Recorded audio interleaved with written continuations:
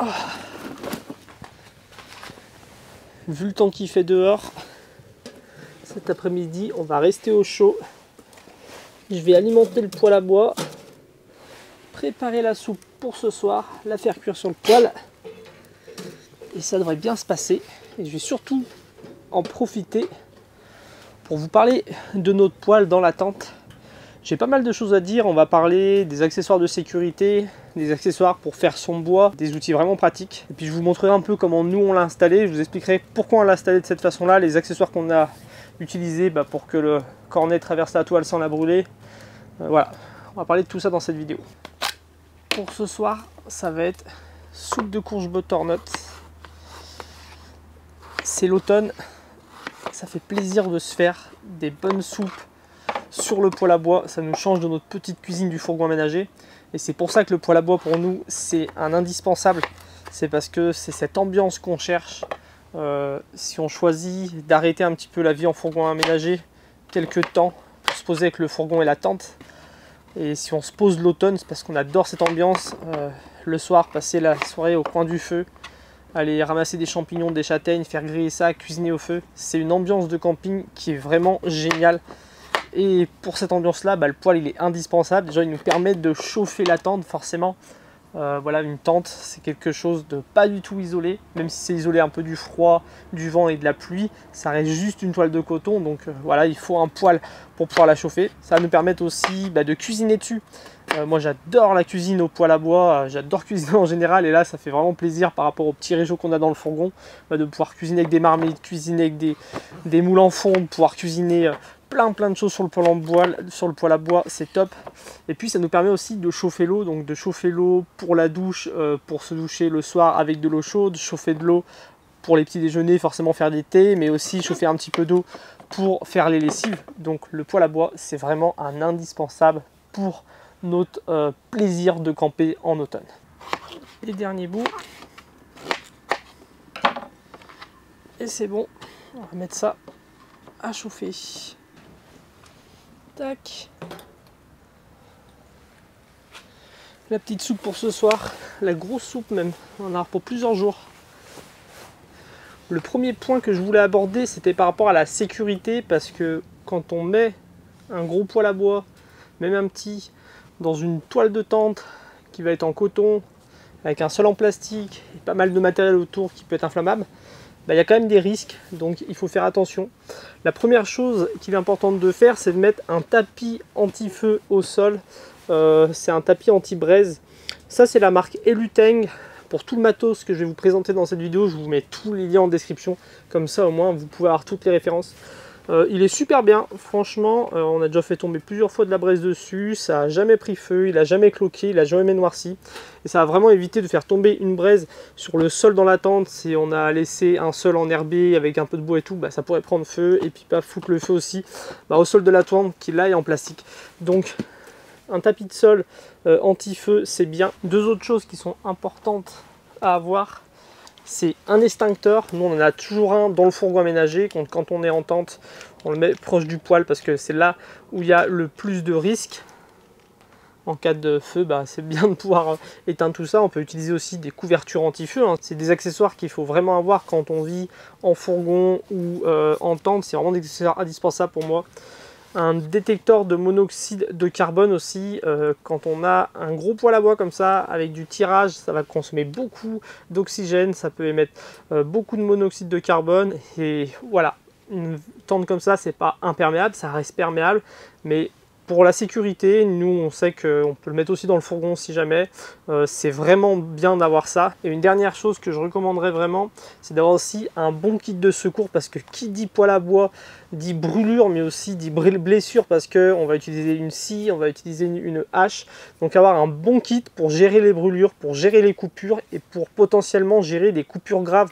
Donc avoir un kit de secours avec, pourquoi pas, un bandage de compression, avoir peut-être un garrot aussi, parce qu'un coup de hachette dans le tibia, un coup de hachette dans la main, ça peut vraiment causer des gros dégâts. Donc avoir un kit de soins, un kit de secours adapté à ce genre de travaux, c'est hyper important. C'était le petit point sécurité, négligez-le pas. On va sortir dehors et je vais vous montrer le matériel que j'utilise pour faire un petit peu de bois au campement. Pour la sécurité, une paire de gants en cuir, ça coûte pas cher, moi c'est juste des gants de manutention et franchement ça va très très bien. L'outil que j'utilise le plus, c'est cette-ci, c'est une Boreal 21 de Agawa. Elle est top pour les gens qui, comme nous, vivons en fourgon aménagé et qui ont besoin d'avoir du matériel de camping compact. Hop, elle vient se déplier et on a une belle scie à bûche, donc on va pouvoir vraiment commencer à couper des tronçons d'une bonne largeur, une vingtaine de centimètres. C'est parfait après pour refendre et c'est vraiment l'outil que j'utilise le plus parce que sur des petites branches comme ça va super vite à scier et ça permet de faire vraiment du petit bois très très rapidement. J'adore cet outil là. Après il en existe des moins chers hein, dans les magasins de bricolage, mais pour ceux qui comme nous sont nomades, c'est vraiment un super outil. Le deuxième outil que j'utilise beaucoup, c'est cette petite scie de poche, c'est la marque Silky, c'est la Pocket Boy celle-ci. C'est vraiment top, pareil je l'ai toujours dans le fourgon aménagé, je m'en sers énormément quand je suis sur le campement. C'est des scies qui sont de très très bonne qualité et qui permettent de venir prélever du bois mort sur un arbre, au sol. Voilà, dès qu'on va se balader, qu'on va aux champignons, qu'on va aux châtaignes, ça permet de récupérer un petit peu de 3 branches mortes, les ramener au campement. Et ça, c'est vraiment une très très bonne scie. Et sur des petites sections comme ça aussi, si on n'a pas forcément de scie à bûche, et ben ça va très très bien. L'autre outil indispensable, ça va être une petite hachette. Ça c'est une hachette de la marque Martini Kniv. C'est une marque que j'aime beaucoup. Ils font des très beaux couteaux, des très beaux outils. Après pareil en magasin de bricolage, sur les brocantes, il y a des hachettes, ça coûte pas très très cher. Et la petite hachette va permettre de venir faire de la refente de bois. Nous dans notre poêle, on met pas des trop grosses bûches, vu que c'est pas un énorme foyer, ça brûle pas forcément très très bien sinon. Donc de la bûchette de 20, 15 cm, 10 cm, on va pouvoir la refendre facilement. On va pouvoir refendre aussi si on veut en tapant dessus. Donc la petite hachette qui va bien pour refendre son bois. Hop, on va refermer l'outil pour pas se blesser. Et puis dernier outil que moi j'aime beaucoup utiliser, c'est un couteau à lame fixe. Alors ça c'est un couteau de la marque Mora. Mora, ils font des excellents couteaux avec un très très bon rapport qualité-prix pour tout ce qui est campement, jardinage et tout. Et moi je m'en sers essentiellement, une fois que j'ai fendu du bois, faire des petites briquettes qui vont très bien aller pour allumer le poêle. Alors le but c'est de choisir du bois qui n'est pas non plus trop dur, où il n'y a pas de nœuds, des sections qui sont pas trop grosses, parce que sinon on risque d'abîmer son couteau, hein. Le but c'est pas ça. Ça c'est le Mora Kanzbol, il a une double mouture qui permet à la fois de travailler du bois mais aussi au bout de venir cuisiner. Par exemple c'est le couteau que j'ai utilisé par exemple pour éplucher la courge butternut, parce qu'une courge butternut à couper et à éplucher c'est quand même costaud. Donc c'est vraiment un très très bon couteau. Après il y a le Mora Heavy Duty qui est un couteau aussi qui a un bon rapport qualité-prix, qui est costaud, qui est vraiment très très costaud, et pour faire ce genre de tâches on risque pas de l'abîmer. Je vais ramener ça dans la tente et puis on va parler un petit peu du poêle. Et voilà, j'allais oublier un autre accessoire qui est vraiment plus qu'indispensable dans la tente, c'est un beau sac à bûche. L'année dernière on n'avait pas de sac à bûche. On mettait tout ça dans une grosse corbeille en osier. On avait mis de la terre, des copeaux de bois de partout. Donc cette année, on s'est dit qu'il nous fallait un sac à bûche. Ça, c'est un sac à bûche de la marque Alaskan Maker. Allez voir ce qu'ils font, c'est super joli. Nous, dans la tente, vous l'avez peut-être remarqué, mais on aime bien s'entourer de beaux objets utiles. Le but, c'est pas d'avoir un espèce de campement, voilà, comme on peut voir l'été dans les campings, tout en plastique, avec des objets étudiés pour le camping, mais un petit peu moches. Nous, que ce soit dans notre fourgon ou dans notre tente, on aime bien avoir de beaux objets utiles. C'est quand même plus agréable de vivre avec des objets de qualité, qui soient durables, qui soient jolis et avec des bonnes fonctions. Et ça en fait partie. C'est voilà, de la toile de coton très résistante. À l'intérieur, on a une doublure en tissu. Sur les côtés, on a des belles sangles en cuir qui, pareil, sont doublées pour que ça soit résistant. Le but c'est quand même de transporter un sac plein de bûches. On a des petits rivets là, ça doit être du laiton je pense, pour renforcer tout ça. Et vraiment, c'est un très très beau sac. Il me semble qu'à la Scanmaker, il propose un système de parrainage. Donc je vous mettrai toutes les informations dans la description, ceux qui seraient peut-être intéressés. Ils ont plusieurs sacs à bûches différentes. Je vous laisse aller voir ça. Et ben c'est parfait ça. Alors le poêle qu'on utilise dans la tente, c'est la marque Winnerwell. C'est disponible sur le site Toit de Coton, je vous mets le lien. Il est parfait. Ça c'est le Woodlander large. Il est vraiment bien, on l'a déjà utilisé l'année dernière, on l'a utilisé cette année. On chauffe l'eau dessus pour la douche, on cuisine sur le dessus, on chauffe la tente avec. Il est super, pourquoi les pieds se replient, les petites grilles sur les côtés se replient, tout le tuyau, la cheminée vient se démonter et se ranger à l'intérieur du four. Donc une fois qu'il est replié, c'est un poêle qui est très très compact.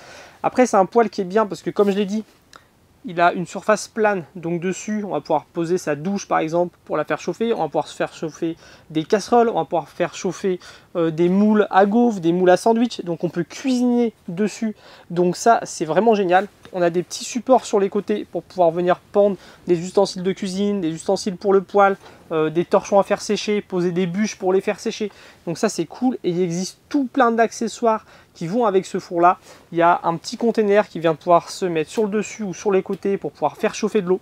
On a un four qui vient se mettre sur le tube, pareil pour pouvoir cuisiner au four grâce à la chaleur des fumées, ça vient chauffer un four. On a un four nous, qui est juste là, qui vient se poser sur le poêle et qui permet de cuisiner aussi. C'est pas un four qui est très puissant pour faire cuire un pain, pour faire rôtir peut-être quelques légumes, pour faire cuire des châtaignes, c'est très bien. Après on va pas pouvoir gratiner, on va pas pouvoir non plus faire voilà, des bonnes pizzas au four, ça va être un petit peu moyen. Mais il y a plein de choses autour de ce four et c'est pour ça qu'on l'aime bien. C'est vraiment un four qui est très pratique pour le camping. Alors comme vous le voyez, nous on a choisi de mettre notre poêle assez proche de l'entrée quand on rentre tout de suite sur la droite. Alors pourquoi on l'a mis à cet endroit là? En fait il n'y a pas énormément d'endroits où mettre son poêle à bois. Nous sachant que c'est une double porte, donc si on le mettait un petit peu de chaque côté, on était forcément proche d'une porte. Nous c'est ce qui nous convient le mieux, qu'on ait une tente double porte, une simple porte. C'est pas mal de le mettre proche d'une porte comme ça. Comme vous l'avez vu dans cette vidéo, j'ai un petit tas de bois dehors. Je sors avec mon sac à bûches, je le remplis, je le dépose, tout de suite j'ai le poêle à côté. Ça évite de traverser la pièce, faire des va-et-vient et de salir toute la tente. Le fait que ça soit juste à côté de l'entrée, c'est vraiment pratique pour ça. Et puis il y a un côté confort et sécurité aussi. Si on le mettait au milieu de la tente, il y aurait toujours le poêle qui serait bouillant et ça serait un petit peu dangereux de circuler dans la tente, sachant qu'il est quand même assez imposant. Donc ça serait pas très pratique, il y aurait des risques de se brûler constamment, il y aurait des risques de faire tomber une casserole, ce genre de choses là, donc ça serait pas pratique. Et puis ce qu'il faut savoir, c'est que ça reste une tente, donc quand on allume le poêle, il peut faire vite très chaud, dès qu'il s'éteint il peut faire vite beaucoup plus froid, donc la gestion de la température est compliquée. Quand le poêle serait allumé, on serait toujours proche du poêle et c'est vrai que des fois il se met à faire très chaud, donc le poêle est là, nous on va plutôt se mettre de l'autre côté de la tente avec la table et on est bien, on n'est pas voilà, en surchauffe. Et par contre quand il se met à faire un peu plus frais, on peut très bien prendre nos tables ou prendre nos chaises et venir se poser au coin du feu, donc c'est bien comme ça. Pour question pratique, pour la gestion des bûches de bois, ça va bien comme ça. Pour une question de sécurité, c'est un bon emplacement aussi. Il a son petit coin à lui qui lui est réservé et on n'est pas en train de circuler tout le temps autour. Et puis niveau confort, c'est parfait comme ça. Quand il fait trop chaud, on peut s'en écarter. Et puis quand il fait froid, on peut s'en rapprocher. C'est important de choisir un emplacement qui va être bien approprié parce que une fois qu'on a choisi son emplacement, il va falloir percer la tente pour pouvoir faire sortir la cheminée. Alors c'est pas très compliqué, une fois qu'on a installé le poêle à bois, on installe une ou deux longueurs de tuyaux, on voit à peu près où ça va sortir sur la tente, et puis suivant le système de sécurité pour pas venir cramer la tente qu'on aura choisi, il suffit de tracer, de découper, ça se découpe assez facilement avec un ciseau, avec un cutter, et puis après d'installer son système pour faire sortir la cheminée. Alors nous, au niveau sécurité, on a choisi deux systèmes emboîtés l'un dans l'autre. Le premier système, c'est ces petites cheminées là en silicone C'est un système qui est bien parce qu'une fois que le tuyau passe dedans, c'est hermétique, donc il n'y aura pas de jour, l'eau ne peut pas rentrer et l'air ne va pas rentrer. Donc nous, on trouve ça vraiment intéressant par rapport à d'autres systèmes où c'est juste un carré découpé avec une toile voilà, qui est nifugée, qui ne va pas brûler. Il peut y avoir de l'eau qui rentre, il peut y avoir de l'air qui rentre, c'est des fois assez compliqué à chauffer quand il fait froid. Si en plus on a de l'eau et de l'air, c'est pas pratique. Le seul problème de ça, c'est que vu que nous, notre poêle, il est quand même assez proche de la bordure, il n'y a pas une grande longueur de tuyau et du coup ça veut dire que le silicone qui était là, enfin la matière plastique qui était là, était très vite au contact d'un tuyau brûlant, alors que si le poêle avait été au milieu de la tente, en fin de compte le tuyau en haut serait arrivé plus froid, on n'aurait peut-être pas eu ce problème là, mais nous le tuyau était tellement chaud que ça avait fait fondre ce plastique là.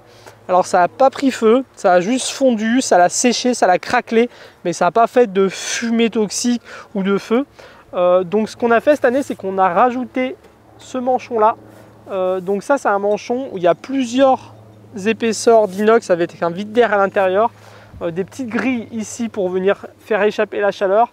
On a un petit rebord en haut pour éviter que la pluie s'incruste à l'intérieur et tombe sur le poêle.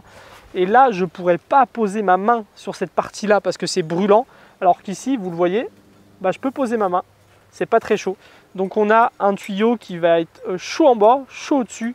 Mais ici, il va être plus froid et ça va éviter de venir cramer le raccord qu'on a mis là. Et c'est un système qui marche vraiment très très bien comme ça. La soupe cuit, on va préparer l'infusion et les petites châtaignes pour le 4 heures.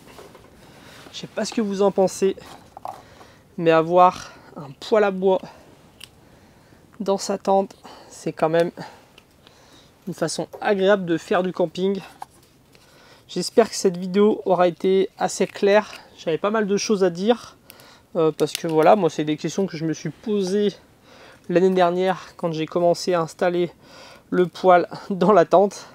Et maintenant que j'ai un petit peu de recul, je voulais vous partager un petit peu tout ça. Je le répète, je vous mettrai les liens un petit peu pour tout ce que je vous ai présenté dans cette vidéo en description. Comme ça évitera de vous répondre personne par personne dans les commentaires. J'ai une playlist qui est consacrée à la vie en tente, donc allez la voir pour ceux que ça intéresse. Si jamais vous avez des questions sur le poêle à bois et tout, n'hésitez pas, je me ferai un plaisir de vous répondre dans les commentaires. Et je vous dis à très bientôt pour la prochaine vidéo. Salut!